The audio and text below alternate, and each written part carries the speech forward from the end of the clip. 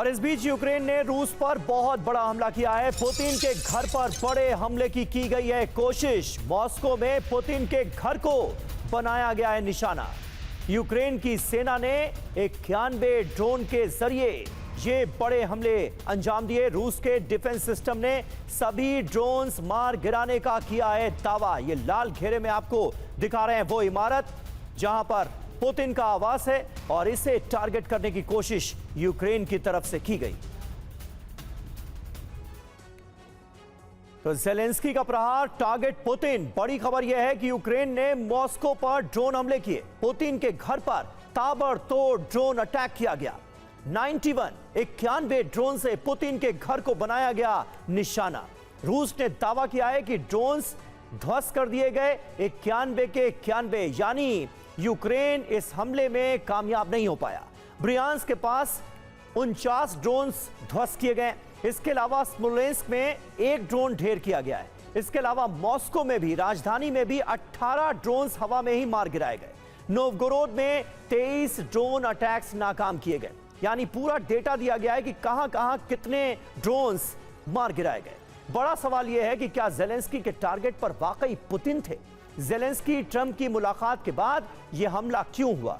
और अब ट्रंप का पीस प्लान क्या फेल होगा? अब पुतिन का अगला कदम क्या होगा? ये तमाम सवाल उठ खड़े हुए हैं इस हमले के बाद। और रूसी विदेश मंत्री सर्गेई लावरोव ने इस हमले के बाद ऐलान किया है कि कीव के हमले का जवाब जरूर दिया जाएगा। मॉस्को जवाब जरूर देगा। जवाबी हमले के लक्ष्य और समय तय हो चुके हैं, ये कहा है सर्गेई लावरोव ने। तो सुना आपने, सर्गेई लावरोव को सीधे सीधे बड़े हमले की धमकी दी जा रही है, बदले की धमकी दी जा रही है। पुतिन पर हमले के बाद गुस्से में ट्रंप भी हैं। मॉस्को में पुतिन के घर पर हमला ठीक नहीं हुआ। अच्छा हुआ मैंने यूक्रेन को टॉमहॉक मिसाइलें नहीं दी थी, यह कहा है डोनाल्ड ट्रंप ने। टॉमहॉक मिसाइलों से तबाही हो जाती। पुतिन के घर पर ड्रोन हमले खतरनाक हैं, यह कहा है ट्रंप ने। सुनिए। तो यूक्रेन के इस रुख से, इन हमलों से डोनाल्ड ट्रंप भी नाराज नजर आ रहे हैं। वहीं नाटो देश एस्टोनिया में अमेरिकी सेना पहुंच गई। अमेरिकी सेना यहां पर युद्धाभ्यास कर रही है। लाइव फायर ड्रिल की गई है अब्राम्स टैंक्स के साथ। ये बड़ा युद्धाभ्यास, तस्वीरें आपके सामने हैं। एस्टोनिया को रूस से सबसे ज्यादा खतरा है और ऐसे वक्त में ये वॉर प्रैक्टिस हो रही है।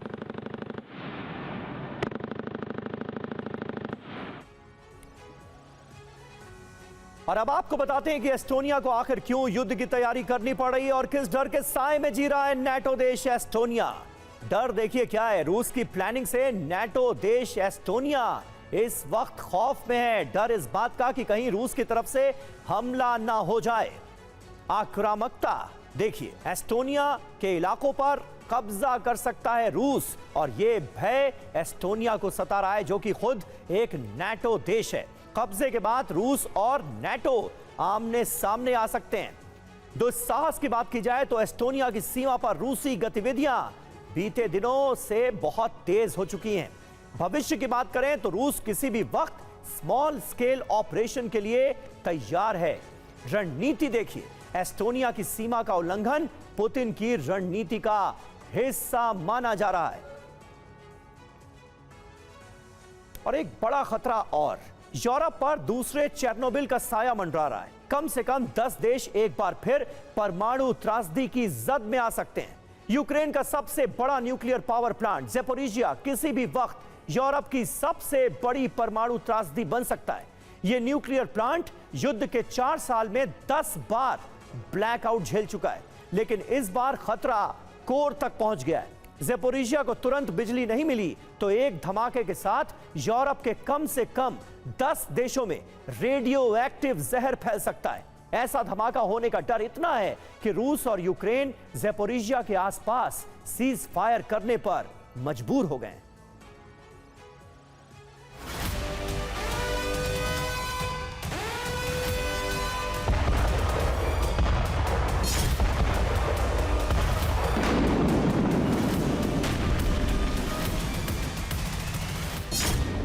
ज़ेपोरिजिया में सिर्फ एक और ब्लैकआउट हो गया तो यूरोप में दूसरे चेरनोबिल जैसी दहशत फैल जाएगी।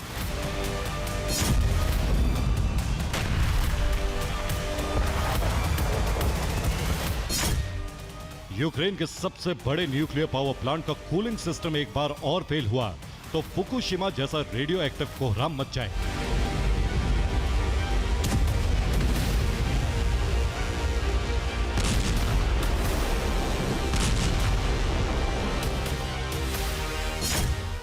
अब अगर बिजली सप्लाई ठप हुई तो ज़ेपोरिज़िया न्यूक्लियर पावर प्लांट में ऐसा विस्फोट होगा जो यूक्रेन और रूस समेत यूरोप के 10 देशों में लाखों लोगों की नस्लें बर्बाद कर देगा।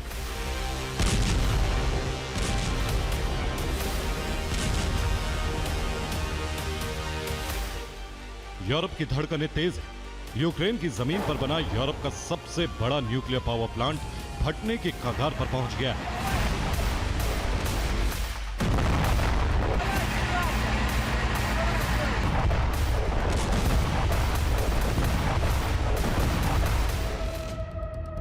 बार बार हो रहे ब्लैकआउट की वजह से ज़ेपोरिज़िया न्यूक्लियर पावर प्लांट में कोर मेल्टडाउन का गंभीर खतरा पैदा हो गया।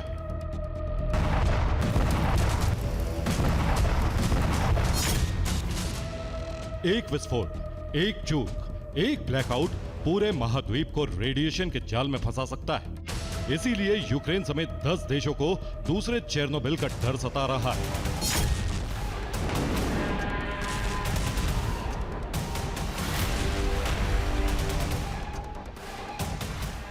रिपोर्ट्स बता रही हैं कि ज़ेपोरिज़िया न्यूक्लियर पावर प्लांट के रिएक्टर 10वीं बार ब्लैकआउट के कगार पर पहुंच गए। कूलिंग सिस्टम बार बार फेल हो रहा है। बाहरी बिजली की सप्लाई लाइन कट चुकी।